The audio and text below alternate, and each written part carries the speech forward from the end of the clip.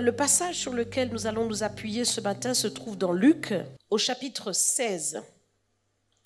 Donc nous allons prendre ensemble ce passage qui est important. Luc chapitre 16 à partir du verset 19. Donc c'est le Seigneur Jésus qui enseigne. Et il donne une parole qui n'est pas une parabole, c'est une histoire qu'il raconte en tant que Seigneur. Il sait ces choses et il enseigne. Il y avait un homme riche qui était vêtu de pourpre et de fin lin et qui chaque jour menait joyeuse et brillante vie. Un pauvre nommé Lazare était couché à sa porte, couvert d'ulcères et désireux de se rassasier des miettes qui tombaient de la table du riche, et même les chiens venaient encore lécher ses ulcères. Le pauvre mourut, et il fut porté par les anges dans le sein d'Abraham. Le riche mourut aussi, et il fut enseveli. Dans le séjour des morts, il leva les yeux, et tandis qu'il était en proie au tourment, il vit de loin Abraham et Lazare dans son sein. Il s'écria, « Père Abraham, aie pitié de moi et envoie Lazare pour qu'il trempe le bout de son doigt dans l'eau et me rafraîchisse la langue, car je souffre cruellement dans cette flamme. » Abraham répondit, « Mon enfant, souviens-toi que tu as reçu tes biens pendant ta vie et que Lazare a eu les maux pendant la sienne. Maintenant, il est ici, consolé, et toi, tu souffres.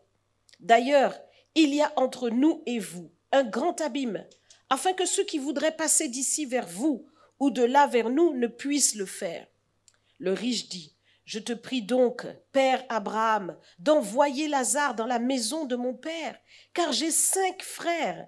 C'est pour qu'il leur atteste ces choses, afin qu'ils ne viennent pas aussi dans ce lieu de tourment. » Abraham répondit, « Ils ont Moïse et les prophètes, qu'ils les écoutent. » Et il dit, « Non, Père Abraham, mais si quelqu'un des morts va vers eux, ils se repentiront. » Et Abraham lui dit, « S'ils n'écoutent pas Moïse et les prophètes, ils ne se laisseront pas persuader quand même quelqu'un des morts ressusciterait. » Donc ce passage est un enseignement fort du Seigneur parce qu'il montre toutes les réalités qui entourent la vie d'un individu après la mort. Et donc, si on veut connaître qu'est-ce qui se passe après la mort, ce passage, le Seigneur Jésus donne vraiment des explications très précises et ce passage nous éclaire là-dessus. Après la mort, il y a une vie.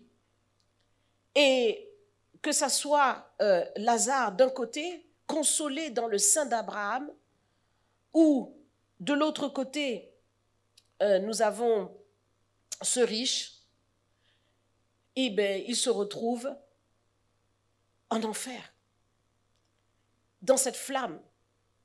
Il se retrouve dans un lieu de tourment qui précède en fait le lieu de l'enfer puisqu'il est mort, donc il est dans le séjour des morts. Et nous voyons vraiment, eh bien, que le riche qui a eu une vie brillante, joyeuse, heureuse, remplie de tous les biens, se retrouve dans cette situation parce qu'il était égoïste et méchant. Non pas parce qu'il était riche, mais parce qu'il était égoïste et méchant. Et d'un autre côté, Lazare, lui, pauvre, se retrouve, eh bien, du côté d'Abraham, il est sauvé, il est dans le sein du Père. Donc tout cela nous enseigne sur la vie après la mort. Et ce n'est pas mon sujet aujourd'hui, mais c'est important de comprendre que dans ce passage, nous avons des indications très très fortes. D'un côté, Lazare qui était pauvre, donc, et le riche, il y avait donc une inégalité dans leur vie. Et cette inégalité s'est retrouvée aussi après leur mort, mais pas de la même manière. Les choses ont été, si je puis dire, renversées. Lazare a été sauvé et pas le riche. Et quand nous regardons cette histoire, c'est vrai, on peut se dire, bon ben voilà, le riche a eu ce qu'il méritait parce qu'il n'avait fait aucun cas de Lazare. Mais il y a une chose qui m'a interpellée dans ce passage, c'est la vie de Lazare. Lazare a été sauvé. Mais pourquoi est-ce qu'il a vécu une vie aussi misérable alors qu'il a été sauvé? Alors que, eh bien, il croyait en Dieu, il aimait Dieu, il évidemment, avait la grâce de Dieu puisqu'il a été sauvé. Mais Lazare est mort pauvre, il est mort malade puisqu'il nous est dit qu'il était couvert d'ulcères. Il est mort seul. Sa seule compagnie, c'était les chiens qui venaient, non pas pour lui tenir compagnie, mais pour lécher ses ulcères. Donc on voit vraiment cette misère. Et dans ce passage, on s'aperçoit que Lazare est certainement mort comme ça au bout de la route, au bord de la route, et il n'a pas eu une sépulture. Parce que quand il nous est parlé du riche, on nous a dit qu'il a été enseveli. Mais quant à Lazare, lui, il est mort tout simplement. Comme ça au bord de la route. Donc peut-être qu'il a été jeté dans une fosse commune quelque part. Donc on voit vraiment cette misère jusqu'au bout. Et je pense que la vie de Lazare, même si la mort de Lazare est pour nous, eh bien lorsqu'on lit cela et qu'on voit le salut, qu'il est consolé dans le sein d'Abraham, ça nous fait du bien. On se dit, ah, il y a une justice quelque part, amen. Dieu est bon et il console ses enfants, amen. Mais cependant, la vie de Lazare doit interpeller tout croyant. Parce que Lazare a été sauvé, mais il a tout de même mené une vie misérable. Et donc cela signifie que l'on peut être sauvé, croire en Dieu, aimer Dieu, avoir le salut, la vie éternelle, et pourtant vivre ici-bas une vie misérable. Ce n'est pas, et je pense que vous en êtes conscients avec moi, ce n'est pas la volonté de Dieu. Dieu ne veut pas que ses enfants soient malades, misérables, pauvres. Ce n'est pas la volonté de Dieu. Parce que le Seigneur le dit clairement, il dit que celui qui croit en moi, eh bien, la vie coulera de son sein. Et il est dit aussi que le diable, le voleur n'est venu que pour égorger, dérober et détruire, mais moi je suis venu afin que mes brebis aient la vie et qu'elles soient dans l'abondance. Donc le Seigneur prend soin de ses brebis, il prend soin de ses enfants et il ne veut pas que ses enfants mènent une vie misérable. Et cependant, ici, nous voyons que Lazare a mené une vie où il s'est retrouvé là comme bloqué dans sa pauvreté, bloqué dans sa solitude, bloqué dans sa maladie. Et sa vie n'a pas avancé jusqu'à la dernière minute puisqu'il est mort dans cet état. Cela véritablement doit nous interpeller. Parce que Lazare avait pourtant toute la grâce de Dieu dans sa vie et il n'a pas su en profiter. Et cela doit interpeller tout croyant qui peut réaliser donc que même s'il aime Dieu, quelque chose en lui peut faire que sa vie soit bloquée et qu'il fasse du surplace, qu'il n'avance pas, qu'il ne prospère pas. Et quand je pense à Lazare, je vois sa vie, je me dis, mais vous voyez, il faut méditer parce qu'il faut lire un peu, si je puis dire, entre les lignes pour voir un peu, se plonger dans cette réalité de la vie de Lazare, qui est mort comme ça seul. Quelle était sa vie? Donc il ne pouvait pas travailler, il ne pouvait pas cultiver un champ, il n'avait rien, il n'avait pas de toit, pas de maison. Quel était le problème? Il n'était pas handicapé, il nous a dit qu'il avait des ulcères. Mais quelque chose l'a plongé dans cette situation de pauvreté et de misère. Était-ce l'alcoolisme? Nous ne savons pas. Était-ce je ne sais pas quoi? Nous ne savons pas. Mais ce que nous voyons, c'est que Lazare s'est retrouvé plongé dans cette situation. Et sa vie a été bloquée. Était-il marié, célibataire? Il est mort seul. Seul. Dans 3 Jean, chapitre 1, verset 2, voici ce qu'il est dit. Bien-aimé, je souhaite que tu prospères à tous égards et sois en bonne santé comme prospère l'état de ton âme. Ce passage nous fait voir directement que, et c'est Jean qui parle, mais Jean parle de la part de Dieu, que Dieu veut que nous puissions prospérer à tous égards. Mais il est dit quelque chose de très important, que à tous égards tu prospères, que tu sois en bonne santé, comme prospère l'état de ton âme. Donc l'âme va être un élément déterminant pour faire prospérer tout le reste. Comme prospère l'état de ton âme. C'est-à-dire à la même mesure, à la même manière que prospère l'état de ton âme. Et donc, quand nous méditons à cela, si nous voyons qu'il y a un problème de prospérité, d'avancement, de bonne santé, alors il y a quelque chose qui bloque dans l'âme. Eh oui, l'âme aussi doit prospérer. Et certainement, eh bien, nous devons comprendre au travers de ce passage que l'âme est essentielle pour recevoir la bénédiction divine, avoir part à la bénédiction divine. L'histoire que nous avons lue, l'histoire de Lazare, nous montre que l'on peut être spirituellement riche. Et vous savez que nous sommes esprit, âme et corps. Spirituellement riche, mais l'âme peut bloquer beaucoup de choses. Et si donc votre âme ne prospère pas, tout le reste ne va pas prospérer. La santé, le corps, l'œuvre des mains, le développement professionnel, l'épanouissement personnel, toutes ces choses sont liées à votre âme. Votre âme. L'âme a un rôle clé. Et donc, ton âme doit prospérer. Certainement, c'était le problème de Lazare. Il y avait quelque chose qui n'allait pas au niveau de son âme. Regardez ce que le Seigneur dit dans le psaume 23 que nous répétons. L'Éternel est mon berger, je ne manquerai de rien. N'est-ce pas? Nous connaissons. Et il est dit, il restaure mon âme. Parce que ton âme a besoin d'être restaurée. Il est ton berger pour restaurer ton âme. Parce que c'est par l'âme qu'il va y avoir toutes sortes de bénéfices qui vont descendre. Vous savez, comme je l'ai dit, nous sommes esprit, âme et corps. Quand nous recevons la bénédiction de Dieu, la bénédiction est d'abord spirituelle. Nous la recevons dans notre esprit. Mais une fois que les choses sont arrivées dans notre esprit, pour qu'elles descendent et à inonder toute notre vie, il faut que cela descende bien dans notre âme, puisse pénétrer dans notre âme, puisse agir dans notre âme, pour arriver jusqu'au corps et agir dans notre environnement. Donc, l'âme est essentielle. Et celui qui croit dans le Seigneur, si tu as fait véritablement ce pas de foi pour dire « Oui Seigneur, je t'accepte comme mon sauveur personnel, je crois en toi », le Seigneur dit qu'à celui qui croit, il a donné le pouvoir de devenir enfant de Dieu.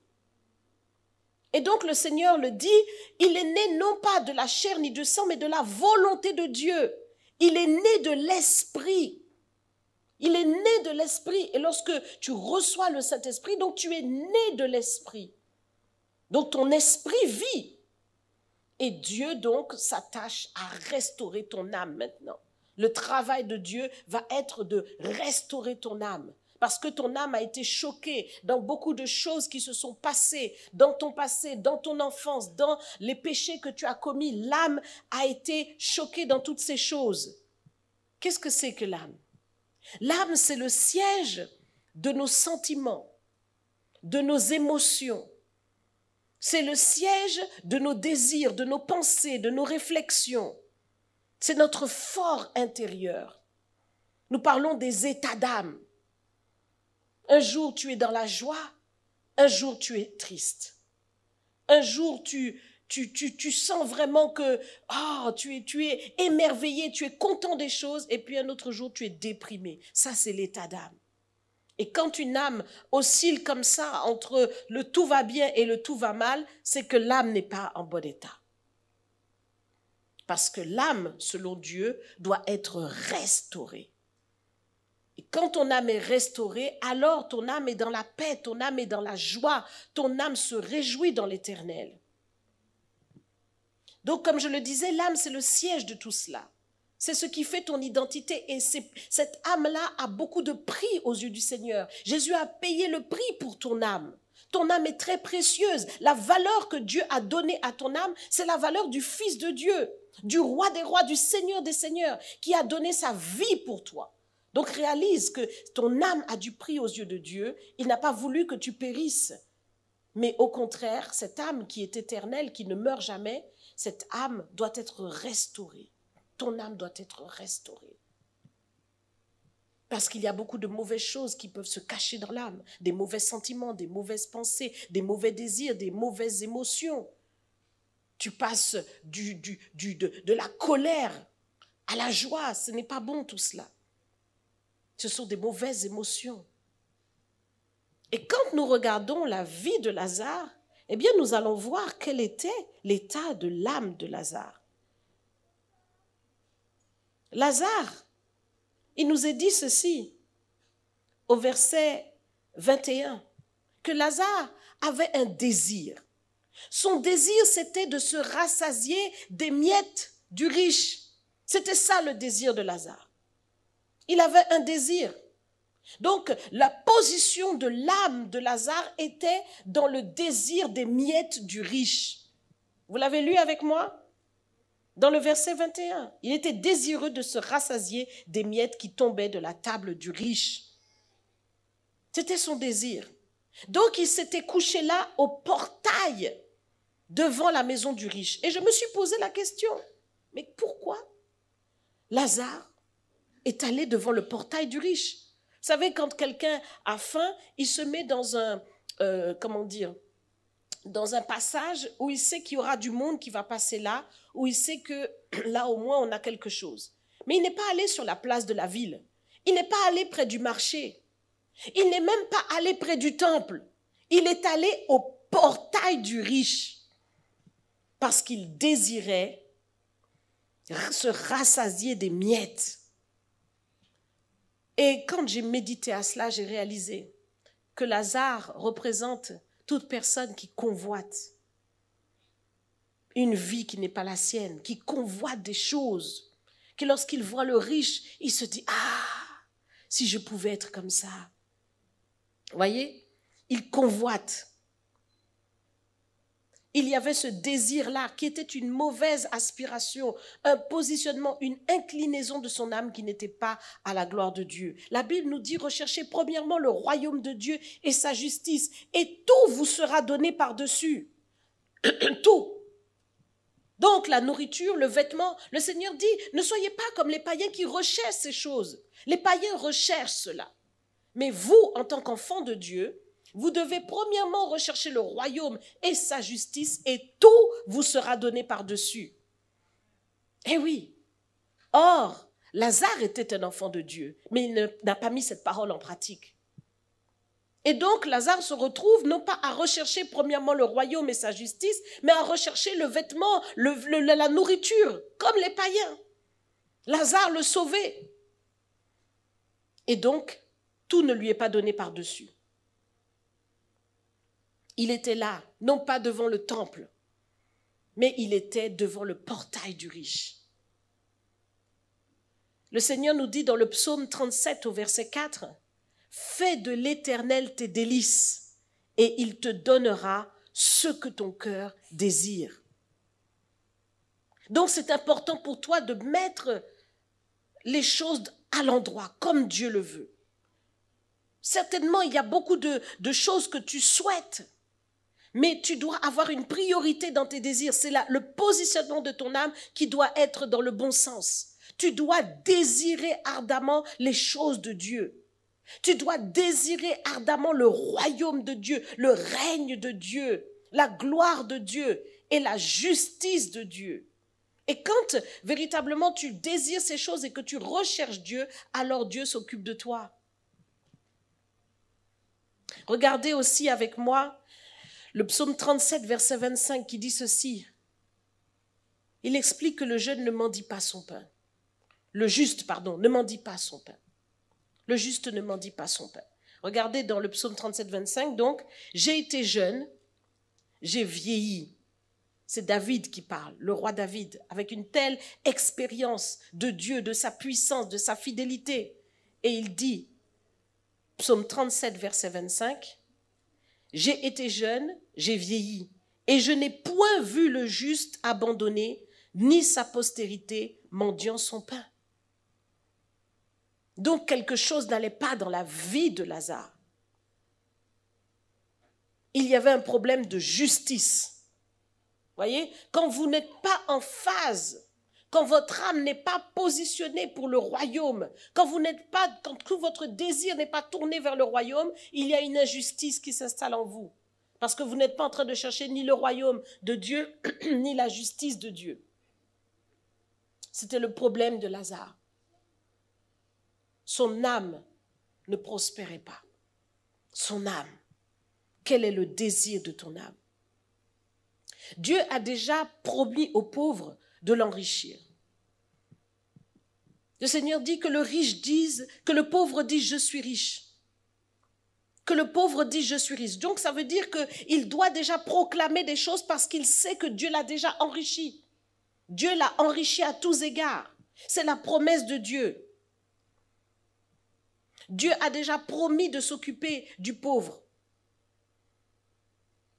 Heureux les pauvres, ils hériteront la terre. Le Seigneur a déjà promis cela.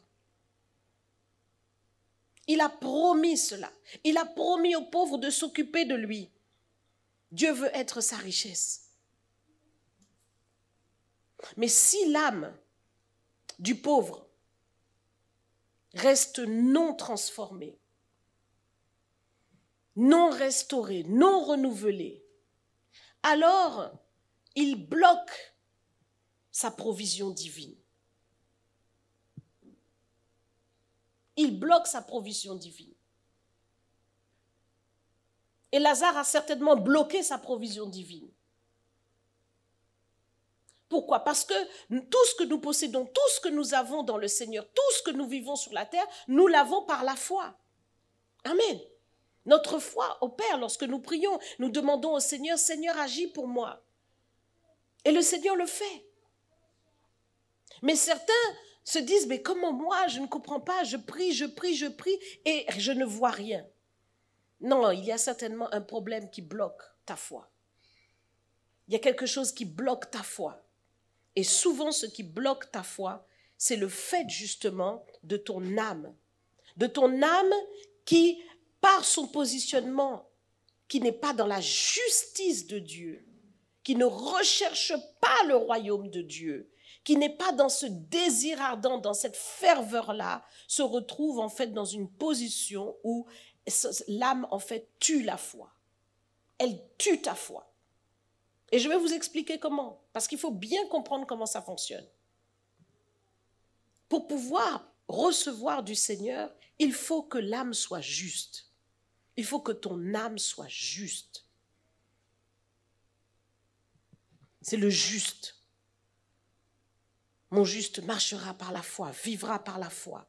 Ça veut dire qu'il vivra, qu'il jouira de toutes mes bontés par la foi. C'est le juste. C'est celui qui est juste. Ton âme doit être dans la justice.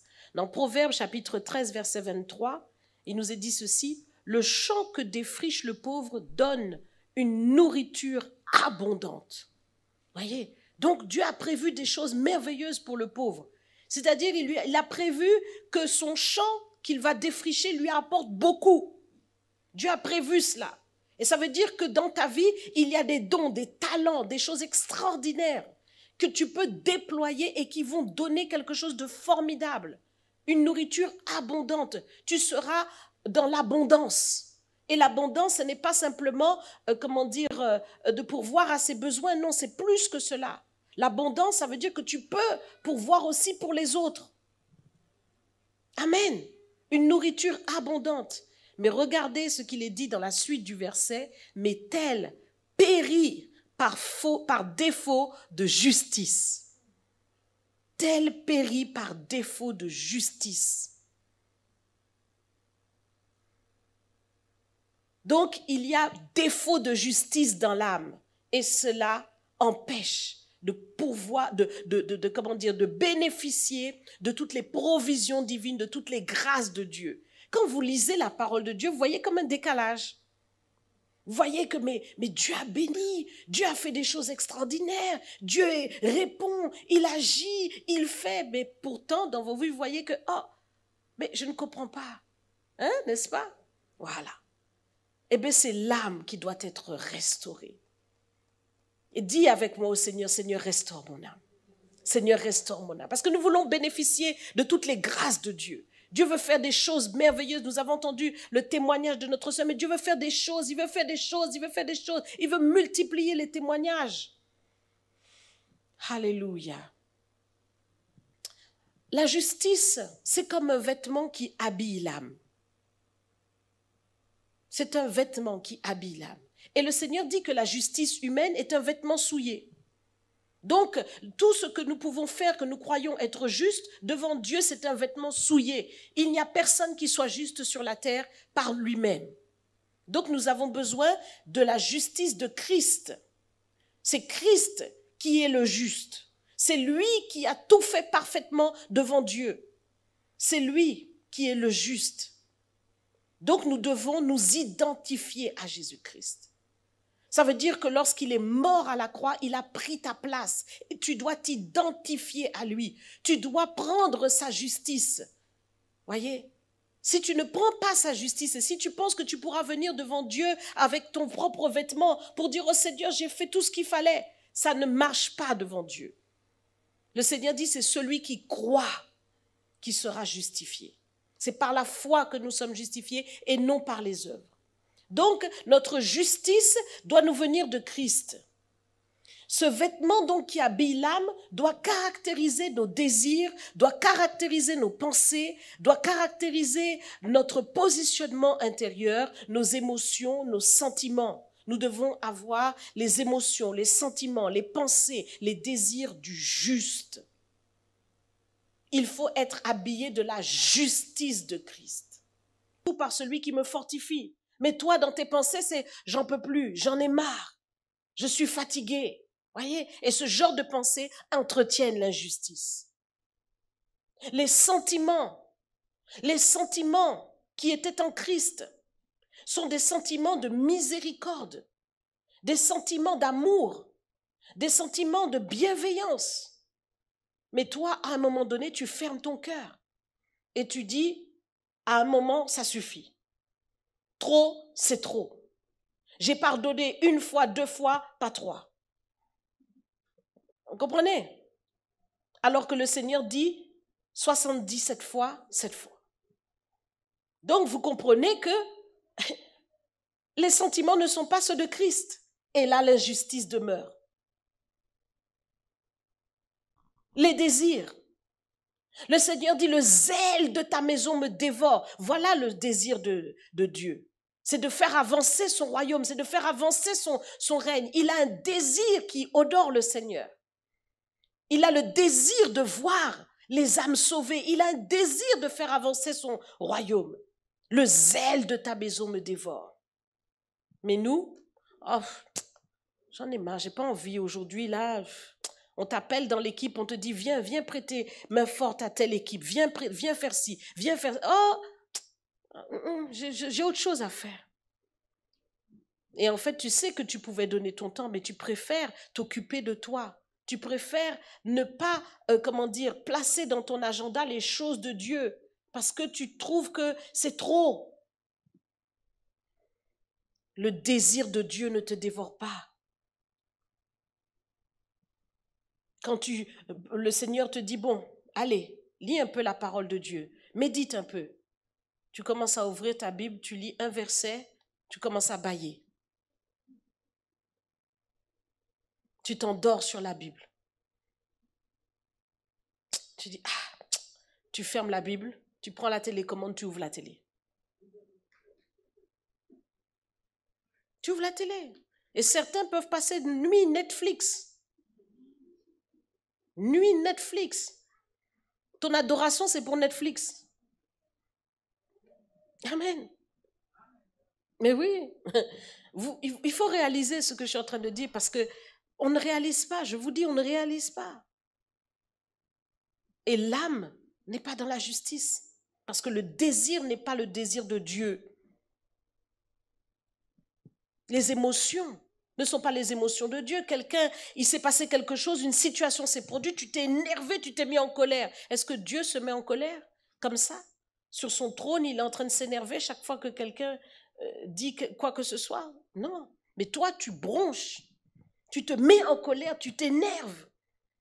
Des fois, dans la maison, le couple ne peut pas se parler pendant 3 jours. Si c'était 3 jours seulement, des fois, tu entends 1 semaine, on ne se parle plus. C'est pas possible. Ce n'est pas possible. Mais qu'est-ce qui est passé par là? Les mauvaises émotions. Les mauvaises émotions. Alors que Jésus avait des bonnes émotions. Des bonnes émotions. Il nous a dit qu'il arrive devant Jérusalem, il voit Jérusalem et tout de suite, il pleure.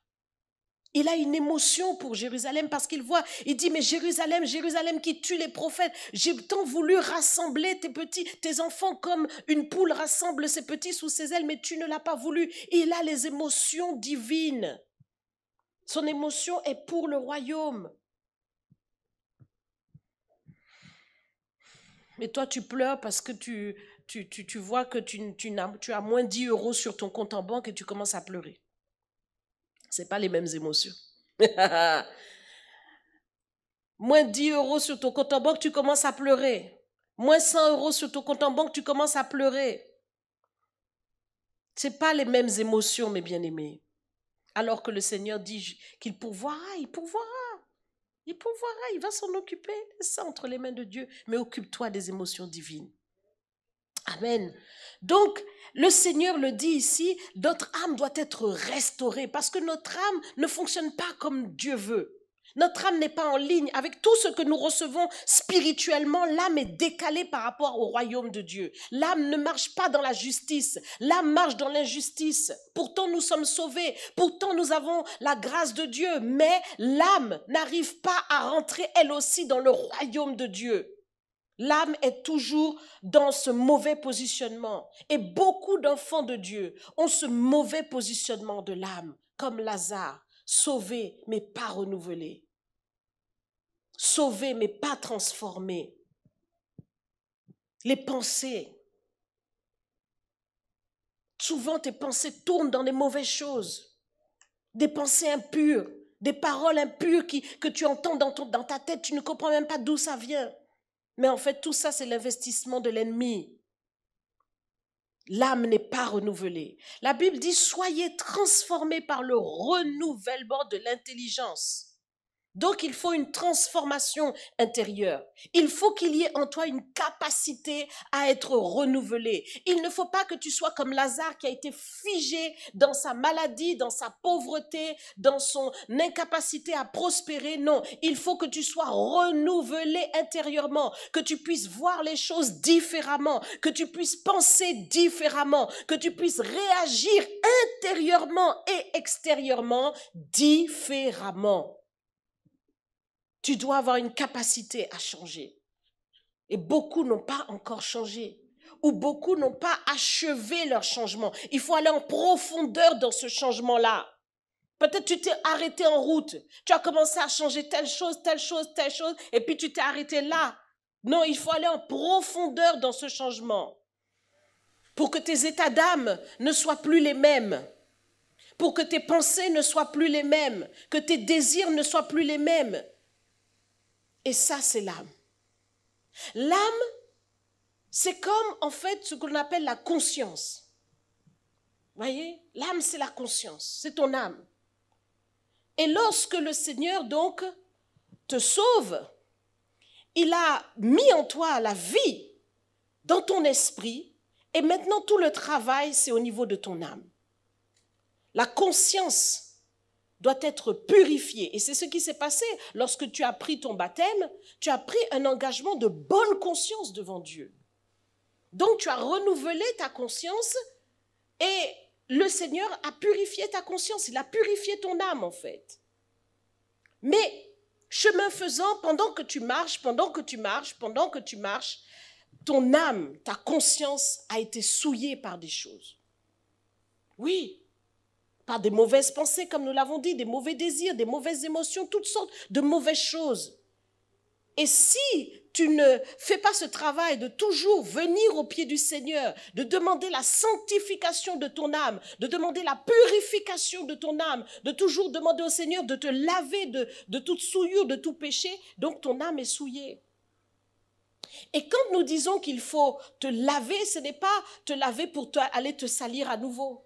Non, c'est te laver pour avancer dans ta transformation. Il faut qu'il y ait une conscience au-dedans de toi que ça, je ne le ferai plus. Ça, je vais abandonner. Cette colère-là, je l'abandonne. Cette attitude-là, cette mauvaise pensée, je l'abandonne. Donc, Dieu veut véritablement que tu veilles au penchant de ton âme pour ne pas repartir dans les mauvaises choses. Dans Jérémie 13, Jérémie, le prophète, parle à plusieurs fois pour dire ils sont repartis dans les penchants de leur cœur mauvais. Ils ont suivi les mauvais penchants de leur cœur, voyez. Donc le cœur a des mauvais penchants. Il veut toujours aller dans des mauvaises choses. C'est l'âme. C'est l'âme qui veut pécher par les émotions, par les sentiments, par les désirs ou les pensées impures, la méchanceté, l'injustice, toutes ces choses qui souillent. C'est les mauvais penchants. Donc il faut faire très attention à la position de ton âme. Tu dois être très attentif à cela. Parce que Lazare se confiait peut-être dans son salut, mais il ne réalisait pas que sa vie pouvait être différente. Peut-être qu'il priait Dieu, mais il ne priait pas Dieu dans la justice. Voyez? Donc il faut véritablement que cette justice prenne toute sa place. Comment faire? Pour pouvoir véritablement rentrer dans cette justice de Christ, il faut être pleinement délivré des mauvais penchants de l'âme. Et si vous vous regardez toujours comme étant l'héritier de Adam qui a péché, vous allez voir que votre âme sera collée là dans le péché. Parce que effectivement, vous ne réalisez pas que quelque chose s'est passé quand vous avez donné votre vie à Christ. Dans 2 Corinthiens au chapitre 5, verset 17, voici ce qui nous est dit. Si quelqu'un est en Christ, il est une nouvelle créature. Les choses anciennes sont passées. Voici, toutes choses sont devenues nouvelles. Donc, le jour où tu as donné ta vie au Seigneur, il s'est passé quelque chose de fort. Tu es né de l'esprit, comme je l'ai dit. Et quand tu es né de l'esprit, tu as été donc recréé, est une nouvelle créature, tu as été recréé en Jésus-Christ. Tu es né de nouveau. Donc ton ancêtre, si je puis dire, ce n'est plus le premier Adam. On est d'accord? Oui ou non? Vous me suivez? Puisque tu as été recréé, puisque tu es né de l'esprit, dont ton ancêtre c'est qui? Ton ancêtre c'est Jésus-Christ. Le dernier Adam. C'est lui ton ancêtre. Tu es venu de lui. Donc, tu n'as plus cette âme, si je puis dire, puisque tu as été recréé esprit, âme et corps. Ce n'est pas tu as été recréé esprit seulement, mais le Seigneur veut tout travailler en toi. Donc, la vie est venue dans ton esprit, mais il veut la faire descendre dans ton âme et dans ton corps. Donc, qu'est-ce qui doit se passer? Eh bien, tu dois réaliser maintenant que tu n'es plus de cette nature pécheresse-là. Non, mais tu dois réaliser que maintenant, tu viens de Dieu. Tu es né de Dieu. Donc, tu n'as plus les émotions, les sentiments, les pensées du premier Adam. Non, qui a chuté, qui a été séduit par le diable, mais tu as les émotions, les sentiments, la nature de ton Père, qui est Jésus-Christ. Amen. Oui, tu peux acclamer pour cela. Alléluia. Tu es né de Dieu. Tu es né de Dieu. Donc tu viens de lui. Tu viens de lui. Et il faut que tu le réalises. Donc tu ne dois plus entretenir la conscience du péché. C'est très important ce que je vous dis là. Tu ne dois plus entretenir la conscience du péché dans le sens où ta conscience c'est que tu es pécheur, tu es pécheur, tu es pécheur. Non. Tu dois entretenir la conscience de ta justice. Parce que tu as été justifié par la foi. Le Seigneur te déclare juste. Et il le dit dans Actes. Ce qu'il a déclaré pur ne le regarde pas comme souillé. Donc Dieu t'a déclaré juste. Et donc tu dois réaliser maintenant que cette nouvelle créature née de Dieu a plutôt l'identité ou a hérité de l'identité du Père. Tu as l'identité de Jésus-Christ en toi. C'est pourquoi je vous ai dit, il va falloir maintenant que tu t'identifies à Christ. Tu dois te regarder comme Christ. Paul disait, ce n'est plus moi qui vis, c'est Christ qui vit en moi. Parce qu'il est une nouvelle créature. Toutes les choses anciennes sont passées. Ce n'est plus le Saul de Tarse, c'est Paul maintenant. Je ne sais pas comment tu t'appelles, mais toi, tu dois te réaliser que si, par exemple, tu t'appelles Jocelyne, c'est Jocelyne de Christ. Amen. C'est Jocelyne de Christ. Donc, ce n'est plus l'ancienne nature, mais c'est la nouvelle nature en Jésus-Christ. Et donc, du coup, tu dois avoir maintenant conscience de la justice. Et donc, quand tu as conscience de la justice, Satan ne peut plus mettre cette pression sur toi qu'il mettait lorsque tu avais la conscience, en fait, du péché. La conscience souillée. Voyez? Parce que tu n'as rien à voir avec lui. Tu n'as rien à voir avec Satan. Puisque tu as été créé en Jésus-Christ. Est-ce que vous comprenez ce que je dis? Je vais trop loin? Est-ce que tu comprends ce que je dis? Tu n'as plus rien à voir. Jésus disait, Satan vient, mais il n'a rien en moi. Amen. Jésus disait, Satan vient, mais il n'a rien en moi. Il n'y avait rien qu'on pouvait trouver en Jésus de Satan. Rien. Toi aussi, si tu t'identifies à Jésus-Christ. Toi aussi, si tu t'identifies à Jésus-Christ, parce que Christ a vraiment pris ta place à la croix. Et il t'a vraiment donné sa vie. Il te fait manger son sang. Et il te fait manger son corps. Pour que se transférer en toi, pour toujours se transférer en toi. Il veut qu'il y ait ce transfert en toi de sa nature. Il veut te donner sa parole qui est sa nature. Pour que tu aies cette identification à Jésus-Christ. Et tu dois vraiment pleinement le prendre. Si quelqu'un est en Jésus-Christ, il est dit, toutes choses anciennes sont passées, toutes choses sont devenues nouvelles. Il est une nouvelle créature. Nouvelle créature. Donc, ta conscience maintenant est lavée en Jésus-Christ et ta conscience est consciente. Tu es conscient, ton âme est consciente que tu es juste devant Dieu. C'est très important. Tu es juste devant Dieu et tu dois en être conscient. Tu dois être conscient que tu es juste devant Dieu. Parce que c'est en étant conscient que tu es juste devant Dieu que tu peux arriver à demeurer dans la justice. Je vous l'ai dit, la justice, ce n'est pas par l'œuvre que vous allez faire, mais c'est par la foi. Donc c'est un positionnement, premièrement. Et parce que tu sais que tu es juste par cette foi que tu as acquis, donc tu ne vas pas tremper dans des mauvais comportements.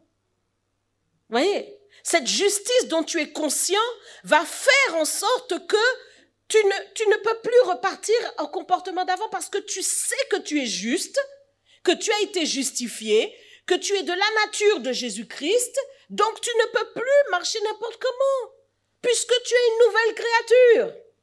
Est-ce que vous êtes d'accord avec moi? Et tu dois le réaliser. Quand tu es dans cette conscience de la justice, donc cette conscience va travailler en toi pour toujours te reprendre afin de demeurer dans la justice. Quand tu es conscient de cette justice, cette conscience en toi de la justice va toujours travailler en toi pour que tu y demeures. Parce que tu réalises l'importance de la justice. Je vous l'ai dit, le juste vivra par la foi. Ça veut dire que l'injuste meurt. Oui ou non? C'est le juste qui vit. Ça veut dire que l'injuste meurt. Si toi tu veux vivre, alors il faut que tu rentres dans cette justice. Cette conscience de ta justice va te faire vivre, bénéficier des bienfaits de Dieu. Cette conscience de la justice est très importante. Et certains enfants de Dieu, comme je l'ai dit, n'ont pas cette conscience-là. Ils pensent toujours aux choses d'avant. Ils pensent toujours qu'ils sont comme avant. L'intelligence n'a pas été renouvelée, que Dieu a fait. Dieu a fait pour toi des merveilles. Il a fait de toi une nouvelle créature. Toutes choses anciennes sont passées, toutes choses sont devenues nouvelles. Donc cette conscience de la justice est très importante. Et les premiers disciples en étaient imprégnés. Ils étaient vraiment imprégnés de cette conscience-là. Donc, il nous est dit ceci dans Jacques, chapitre 5, verset 16. C'est l'apôtre Jacques, un serviteur de Dieu, frère de Jésus-Christ, qui a vu Jésus de plus près, au plus près. Donc, cet homme savait comment il fallait faire. Et il dit au verset 16, « Confessez donc vos péchés les uns aux autres et priez les uns pour les autres afin que vous soyez guéris. La prière fervente du juste a une grande efficace. » Donc, qu'est-ce qu'il nous a dit ici? C'est qu'il montre comment les premiers disciples faisaient pour entretenir la justice au milieu d'eux. Veiller à rester juste, veiller à marcher dans la justice que Dieu nous a acquise par la foi. Nous avons foi en Jésus-Christ, nous sommes déclarés justes. Mais maintenant, dans notre comportement quotidien, nous devons veiller à être justes parce que cette justice nous fait vivre. C'est par la justice que nous obtenons tout ce que nous obtenons. Donc, il faut veiller à être juste. Le juste vivra par la foi.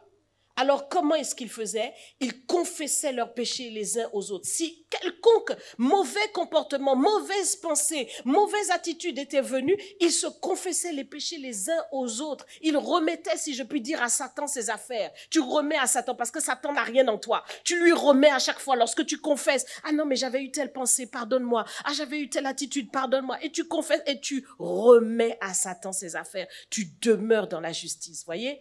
Et c'est comme ça que leur prière fervente avait une grande efficacité. C'était des hommes dont la prière était exaucée parce qu'ils entretenaient la justice. Et il va falloir qu'il y ait une transformation dans le centre du réveil chrétien pour que les enfants de Dieu rentrent vraiment dans leur justice afin que nous soyons puissamment exaucés au milieu de nous. Puissamment exaucés. Cette justice doit nous caractériser. Donc, ne regarde plus aux anciens comportements. Sors de là, sors de là, sors de là. Sors de ces choses-là. Les mauvaises pensées, les mauvais désirs, les mauvaises émotions, les mauvais sentiments, tout cela souille ton âme. C'est une destruction pour toi-même. C'est une destruction pour toi-même.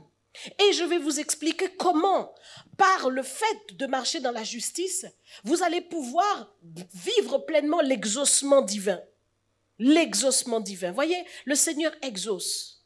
C'est un Dieu d'exaucement. Il dit, invoque-moi, je te répondrai. Dieu veut te répondre. Mais beaucoup d'enfants de Dieu ne voient pas la réponse de Dieu. Ils prient. Mais je vous l'ai dit, si vous n'êtes pas dans la justice, Dieu ne va pas exaucer. Donc, il faut vraiment embrasser cette justice-là.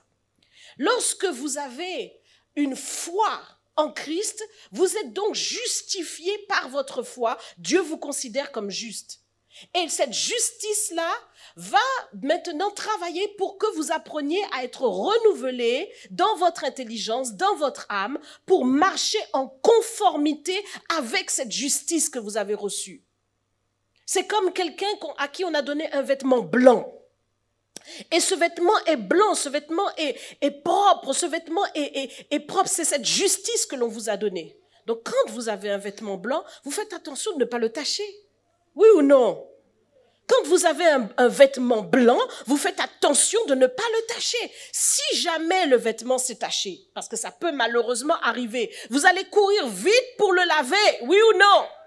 Vite, vite, pour ne pas que la tache reste imprégnée à tout jamais et que le vêtement soit gâté. C'est exactement la même chose que vous devez faire dans le cadre de la justice que Dieu vous a donnée. Il vous a donné un vêtement blanc. Donc il faut être conscient de ce vêtement blanc que tu portes. Tu dois être conscient. Jean a vu les âmes que Jésus-Christ a rachetées dans le ciel. Ils avaient tous un vêtement blanc. Tu dois être conscient. Et le Seigneur dit que personne ne pourra rentrer dans le royaume des cieux si le vêtement est taché, s'il est souillé, s'il y a quelconque souillure sur le vêtement. Donc, il faut laver. Il faut laver. Il faut faire attention que ton vêtement ne se souille pas. Donc, fais attention à ta justice. Et quand tu veilles à ta justice, quand tu veilles à ton vêtement blanc, qui est cette justice, donc, il y a maintenant une assurance qui vient en toi. Voyez, quand vous avez votre vêtement blanc devant Dieu, votre conscience donc est lavée. Comme on dit, votre conscience est tranquille. C'est comme ça qu'on dit. Votre conscience est tranquille. Vous n'avez rien à vous reprocher devant Dieu parce que vous avez réglé ça. Et donc, dans cette position-là, vous êtes assuré. Quand vous allez dans la présence de Dieu, vous avez une assurance pour demander au Père. C'est l'assurance dans votre foi. Dans 1 Jean chapitre 5, verset 14, il nous est dit, nous avons auprès de lui cette assurance, que si nous demandons quelque chose selon sa volonté, il nous écoute. Donc nous voyons ici l'apôtre qui parle de sa propre expérience. Nous avons auprès de lui cette assurance. Voyez, il a une assurance. Pourquoi? Parce qu'il sait comment il marche. Il sait comment il se tient. Il sait que sa foi va opérer parce qu'il est un juste. La prière fervente du juste a une grande efficacité. Voyez, mais c'est la prière fervente du juste. Quand vous êtes conscient de votre justice, vous êtes assuré que votre foi va opérer. Quand vous êtes conscient de votre justice, vous êtes assuré que votre foi va opérer. Verset 15. Et si nous savons qu'il nous écoute, quelque chose que nous demandions, nous savons que nous possédons la chose que nous lui avons demandée.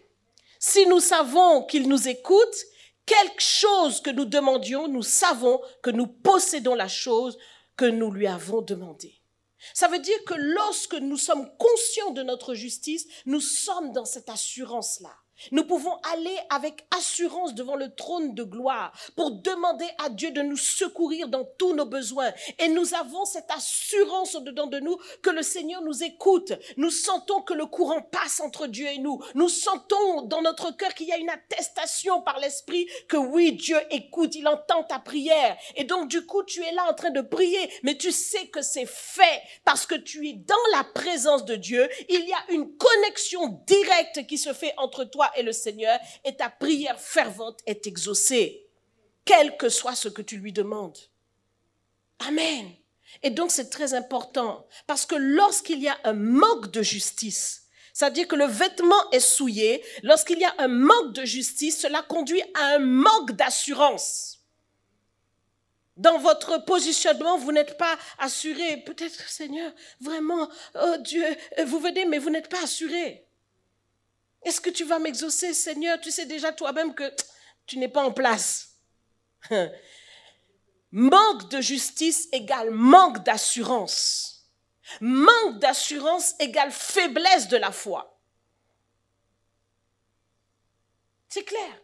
Donc, tu ne peux rien posséder, tu ne peux rien avoir, tu ne peux rien saisir de Dieu parce qu'il y a un manque. Ta foi est vacillante. Le Seigneur dit, vous ne recevez pas car vous ne demandez pas et vous ne demandez pas, vous ne recevez pas parce que vous demandez mal. Ça veut dire qu'il y a quelque chose d'erroné dans ta façon de venir demander. Tu n'es pas assuré, il y a une faiblesse dans ta foi est vacillante.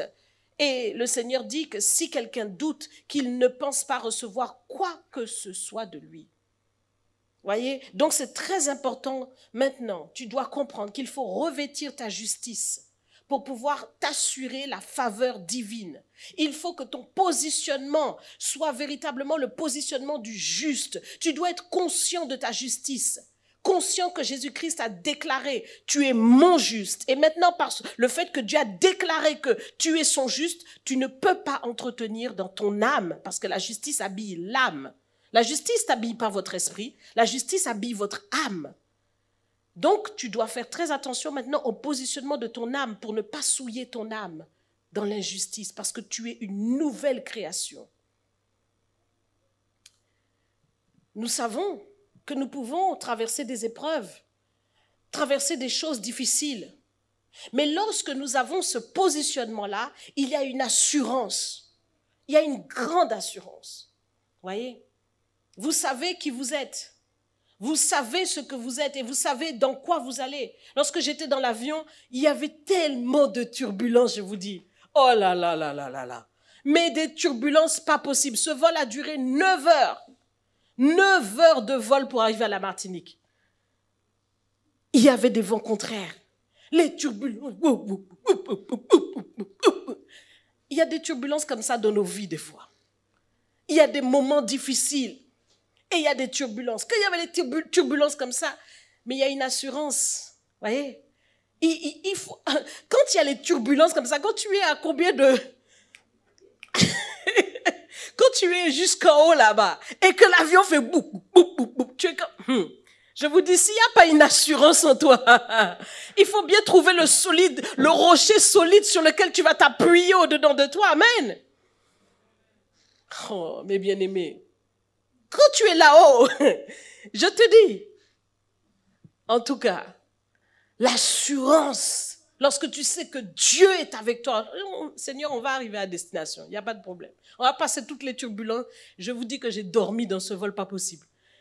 Malgré toutes les turbulences, parce que je sais. Et cette assurance, voyez, c'est quelque chose qui vous donne vraiment une force.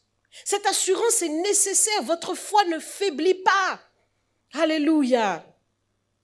Regardez Paul. Paul était un homme sûr de sa relation avec Dieu, sûr de ce que Dieu lui dit, sûr de l'issue des choses, sûr de l'avenir. Dans Actes 27, à partir du verset 18 jusqu'à la suite, vous verrez, vous lirez vous-même, il y avait une situation où ils ont pris le bateau au moment où il ne fallait pas. Et quand ils ont pris le bateau, eh bien à ce moment-là, ce qui s'est passé, c'est qu'il y a eu vraiment des tempêtes qui se sont déclenchées et ça a été terrible. Pendant beaucoup de jours, je crois plus de 14 jours, ils se sont retrouvés dans la tempête, ballottés. Ils ne pouvaient même pas manger, ils ont dû jeter toutes les provisions du bateau, etc. C'était vraiment une épreuve très difficile. Et tout le monde pensait vraiment qu'ils allaient périr. Tout le monde pensait qu'ils allaient périr. Donc je ne lis pas toute l'histoire, mais je vous enjoins vraiment à lire cette histoire dans Actes, au chapitre 27, à partir du verset 18. Comme nous étions violemment battus par la tempête, le lendemain, on jeta la cargaison à la mer. Et le 3e jour, nous y lançâmes de nos propres mains les agrès du navire. Bon, le soleil et les étoiles ne parurent pas pendant plusieurs jours. Et la tempête était si forte que nous perdîmes enfin toute espérance de nous sauver. On n'avait pas mangé depuis longtemps. Alors Paul, se tenant au milieu d'eux, leur dit « Ô hommes, il fallait m'écouter et ne pas partir de Crète afin d'éviter ce péril et ce dommage. Maintenant, je vous exhorte à prendre courage, car aucun de vous ne périra, et il n'y aura de perte que celle du navire. Un ange du Dieu à qui j'appartiens et que je sers m'est apparu cette nuit et m'a dit « Paul, ne crains point, il faut que tu comparaisses devant César. Et voici, Dieu t'a donné tous ceux qui naviguent avec toi. C'est pourquoi, hommes, rassurez-vous, car j'ai cette confiance en Dieu qu'il en sera comme il m'a été dit, mais nous devons échouer sur une île. » Donc Paul est sûr de l'issue. Il est sûr de ce que Dieu lui dit. Il est sûr de ce que cet ange lui a dit. Il est sûr de l'issue, de l'avenir de la situation, de tout ce qui va se passer, et il peut le dire clairement aux autres. Il n'a pas, il n'est pas un petit mouret pour dire, bon, je pense que j'ai reçu de Dieu, je ne sais pas. Non. Non. Il sait ce qu'il a vu, et il peut dire que nous allons échouer sur une île. Voyez? Et que le navire sera perdu, mais aucun de vous ne mourra. Donc, il sait l'issue des choses. Et pourquoi? Parce que Paul marche dans cette justice dans laquelle il se trouve. Un ange peut venir lui parler et lui dire les choses. Un ange peut venir s'approcher et lui dire, écoute, ne t'inquiète pas, voilà comment ça va se passer, voilà comment ça va se passer. J'aimerais vraiment que tu réalises que le royaume est à la disposition du juste. Lorsque tu marches dans cette justice-là, le royaume va se mettre en mouvement pour toi et va pouvoir œuvrer en ta faveur. Il y aura une assurance dans laquelle tu vas être par rapport aux choses que tu vas recevoir parce que tu es vraiment dans cette justice-là. Vous voyez? Donc c'est très important de veiller à cette justice. Elle est un bénéfice extraordinaire. Et à cause de la justice de Paul, Dieu lui donne la vie de tous les autres. Ça veut dire que par le juste, beaucoup d'autres sont délivrés. Le Seigneur avait dit, si je trouve même un seul juste dans la ville, je ne détruirai pas la ville. Voyez? Donc, le juste, il y a un grand bénéfice pour le juste. Peut-être qu'un tremblement de terre devait arriver, détruire la Martinique, mais parce qu'il y a un juste, Dieu ne va pas le faire. Peut-être qu'un cyclone devait venir pour détruire la Martinique, mais parce qu'il y a un juste, Dieu ne va pas le faire. Amen. Comprends la puissance de la justice. Et dans Ésaïe 54, versets 10 à 17, nous allons lire ce magnifique passage. Quand les montagnes s'éloigneraient, quand les collines chancelleraient, mon amour ne s'éloignera point de toi et mon alliance de paix ne chancellera point, dit l'Éternel qui a compassion de toi. Malheureuse battue de la tempête et que nul ne console, voici, je garnirai tes pierres d'antimoine et je te donnerai des fondements de saphir. Je ferai tes créneaux de rubis, tes portes d'escarboucle et toute ton enceinte de pierres précieuses. Tous tes fils seront disciples de l'Éternel et grande sera la postérité de tes fils. Tu seras affermi par la justice. Bannis l'inquiétude, car tu n'as rien à craindre, et la frayeur, car elle n'approchera pas de toi. Si l'on forme des complots, cela ne viendra pas de moi. Quiconque se liguera contre toi tombera sous ton pouvoir. Voici, j'ai créé l'ouvrier qui souffle le charbon au feu et qui fabrique une arme par son travail. Mais j'ai créé aussi le destructeur pour la briser. Toute arme forgée contre toi sera sans effet, et toute langue qui s'élèvera en justice contre toi, tu la condamneras. Tel est l'héritage des serviteurs de l'Éternel, tel est le salut qui leur viendra de moi. Amen. Donc le Seigneur promet ici que tu seras affermi par la justice. Qu'est-ce que ça signifie? Ça signifie que les vents sont contraires. Cela signifie qu'il y a des épreuves. Cela signifie qu'il y a des oppositions. Cela signifie qu'il y a des armes qui sont forgées contre toi, qu'il y a des complots qui sont faits dans les ténèbres contre toi, qu'il y a une accumulation du travail de l'ennemi contre toi, mais toi, tu tiendras debout. Tu ne seras pas atteint. Que 1000 tombent à ton côté, 10 000 à ta droite, tu ne seras pas atteint parce que tu seras affermi par la justice. Affermi par la justice. Affermi par la justice. Et il faut que tu comprennes qu'est-ce que ça signifie. Ça signifie que lorsque tu es dans cette justice-là, que tu es conscient de ta justice, que tu marches dans cette justice, et je dis bien d'abord une justice intérieure qui se manifeste à l'extérieur. Ça veut dire que intérieurement, tes pensées sont à la gloire de Dieu, intérieurement, tes désirs sont à la gloire de Dieu, intérieurement, tes émotions, tes sentiments sont dans la gloire de Dieu. Alors, du coup, tu seras affermi. À l'extérieur, ton comportement sera le comportement du juste. Et dans cette position-là, ta foi pourra opérer. Et c'est très important, mes bien-aimés, qu'il y ait cette transformation. Le Seigneur veut t'affermir. Il veut affermir le peuple de Dieu. Il veut t'affermir dans ton quotidien. Il veut affermir le centre du réveil chrétien Caraïbes. Il veut affermir le peuple de Dieu dans la position de justice. La guérison, la délivrance, la bénédiction, comment ça s'appelle, la prospérité vient par le fait que tu te positionnes dans cette justice-là. Donc, nous n'allons pas, même si Lazare a été sauvé, nous n'allons pas vouloir de la vie de Lazare. Non? Qui veut de la vie de Lazare? Dis avec moi. Non, non, non, non, non. Non, non, non, non, non. On ne veut pas la vie du riche, mais on ne veut pas la vie de Lazare non plus. Amen. Nous voulons la vie du juste. Le juste. Le juste. Alléluia. Et le Seigneur est capable de faire au-delà de tout ce que nous pouvons penser ou demander. Mais mets ton vêtement de justice. Habille-toi de la justice et marche dans la justice. Que le Seigneur nous bénisse. Amen. Acclame le Seigneur si tu as reçu de Dieu. Acclame le Seigneur. Je n'ai pas dit de m'acclamer, hein. Moi, je ne mérite pas. Mais Jésus mérite. Si tu as compris quelque chose qui transforme ta vie, qui bouleverse ta vie, parce que le Seigneur est venu renouveler ton intelligence. Amen. Alors tu peux l'acclamer. Tu peux lui donner gloire. Tu peux l'élever. Tu peux le glorifier, lui dire merci pour sa fidélité, parce que tu comprends que tu rentres dans une nouvelle dimension. Tu rentres dans la dimension du juste. Ta foi va devenir opérante. Elle va devenir efficiente. Elle va devenir efficace.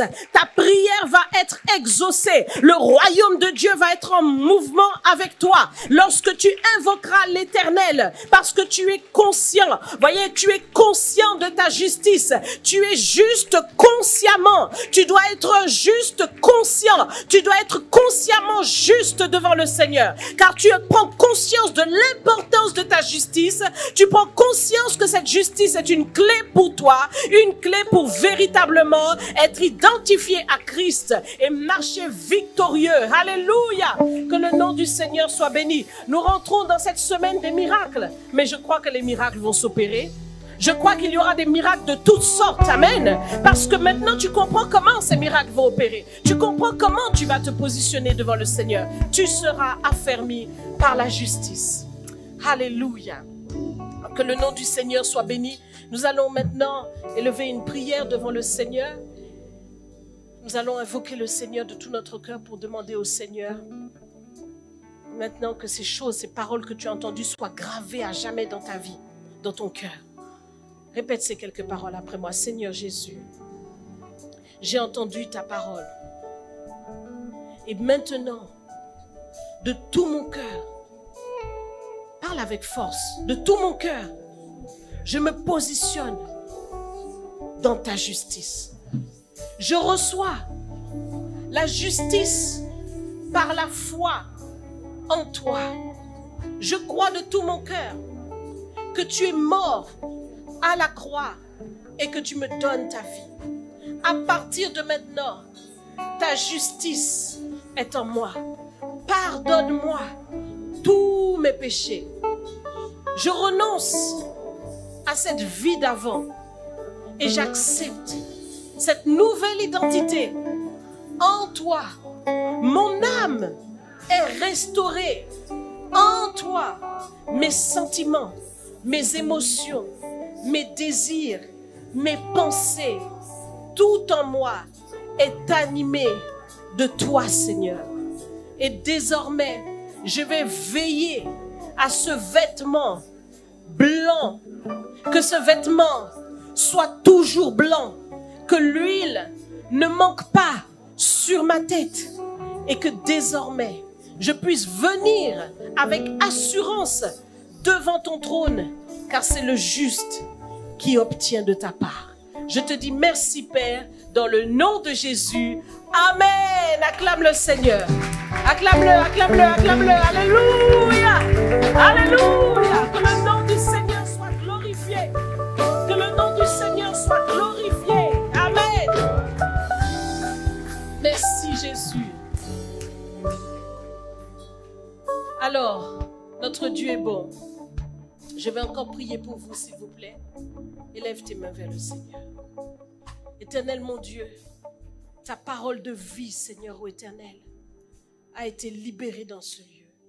Et je crois de tout mon cœur, Seigneur, que tu changes la vie de tes enfants. Aujourd'hui, Seigneur, tu fais au-delà de tout ce que nous pensons ou demandons dans le cœur de chacun. Seigneur, plus rien ne sera comme avant. Parce que chacun a compris ta parole, Seigneur. Et fait pénétrer dans son cœur, Seigneur ô Éternel.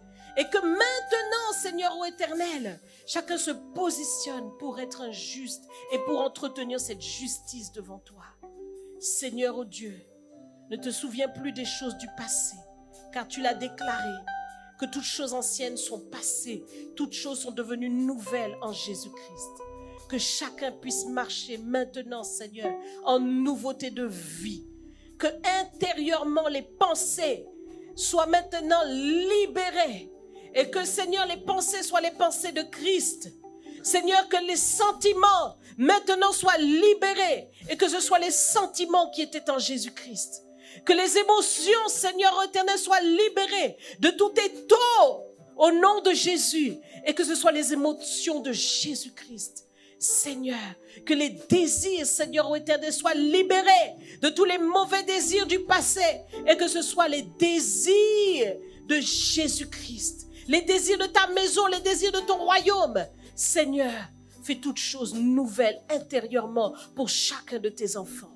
Seigneur, au nom puissant de Jésus, je prie que chacun soit vigilant pour veiller à garder son vêtement blanc. Seigneur, selon ta parole, que chacun, Seigneur, soit prompt à confesser, Seigneur, ses péchés, afin de ne pas laisser l'avantage à l'ennemi, afin, Seigneur, ô Éternel, qu'un cœur pur, Seigneur, soit manifesté, soit déclaré, soit installé dans les vies de chacun. Seigneur, glorifie ton nom, fais au-delà de tout ce que nous pensons ou demandons, que des miracles, des guérisons, des délivrances, des choses extraordinaires, des portes ouvertes, Seigneur, des choses merveilleuses se produisent pour ton peuple. Seigneur, la prospérité vienne sur ton peuple.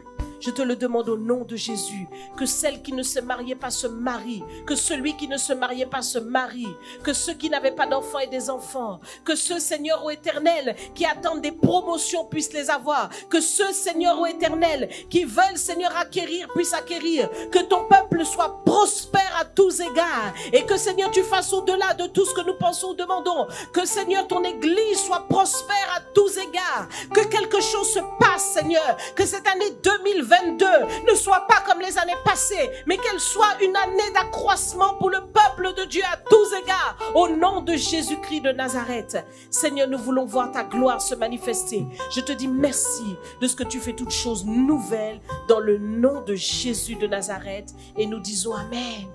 Amen.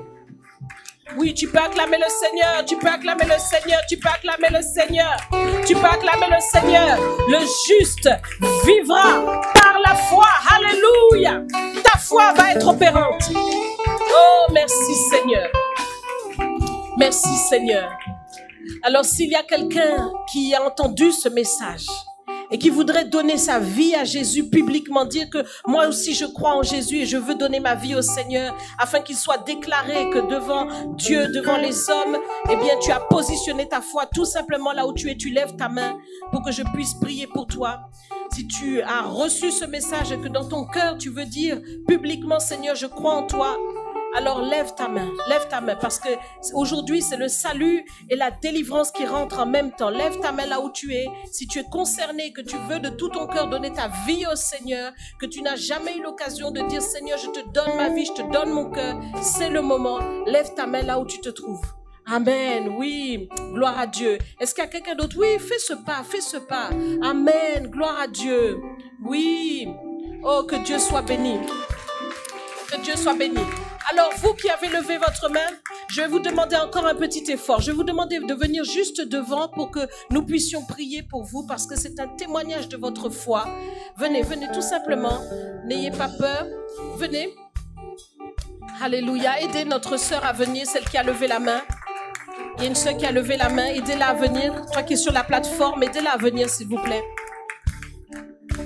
Lève ta main, lève ta main. Alors, si tu veux rester là, voilà. Garde ta main levée et je vais prier pour que véritablement, eh bien, le Seigneur puisse bénir tout un chacun. Nous voulons vraiment voir la gloire de Dieu. Oui, lève ta main. Voilà. Tu n'oses pas venir devant, c'est ça? Viens. Alléluia. Il ne faut pas avoir peur. Le Seigneur est présent dans ce lieu et il veut vraiment bénir son peuple. Il veut vraiment bénir son peuple. Si j'ai pu faire 8000 kilomètres pour venir, je pense que tu peux marcher et venir devant. Ce n'est pas beaucoup de mètres pour avancer. Alors, je vais vous demander de répéter quelques paroles après moi. Seigneur Jésus, aujourd'hui j'ai entendu ta parole et je me positionne pour renoncer à ma vie d'avant et t'accepter comme mon sauveur personnel. Pardonne-moi tous mes péchés. Et aujourd'hui, je te donne mon cœur. Je te donne mon âme. Sois le berger de ma vie. Sois celui qui conduit ma vie. À partir de maintenant, que plus rien ne soit comme avant. Efface mes fautes dans le ciel, sur la terre. Que ces choses soient effacées par ton sang maintenant. Et qu'à partir d'aujourd'hui, mon nom soit inscrit dans ton livre de vie. J'accepte le salut et la délivrance.